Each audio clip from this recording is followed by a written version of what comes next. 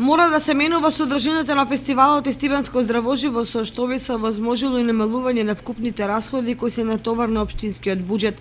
А речиси секоја година ја надминува сумата од милион денари.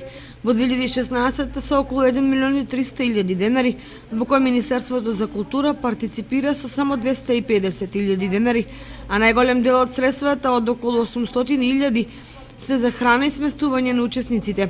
Опозицијата побара ревизија на целокупниот финансиски извештај, кој на оваа седница не ја доби потребната мнозинска подршка.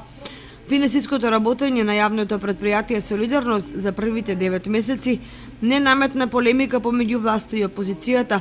Извештајот и програмата за одржување на комуналната хигиена ја добија подршката од Советот. Гимназијата Ванчо Прке го доби позитивното мислење од Министерството и Советот за основање на паралелки со 16, 17, 18, 19 и 20 ученици, како во гимназиското, така и во стручното образование. Советот едногласно ја подржа и програмата на Основното училиште Славчо Стојменски за изведување наставни екскурзии во учебната 2016-2017 година.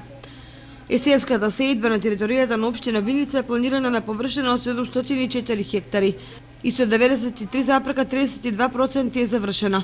Најзастапени се житните и индустриските култури, а значително намалување има кај површините со Афион.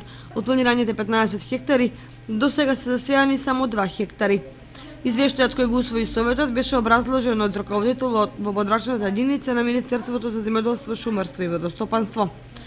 По претходни барања од семејствата, Советот вчера ги разгледа и одобри по 20.000 денари на 3 фамилии, чии куќи пред непол месец беа зафатени во голем пожар. Советниците реагира на нереализираната одлука од страна на општината за спроведување на еднонасочен сообраќај на улицата Пионерска, а укажаа и на недогледности во реализација на проектот за регулација на коритото на река Осојница.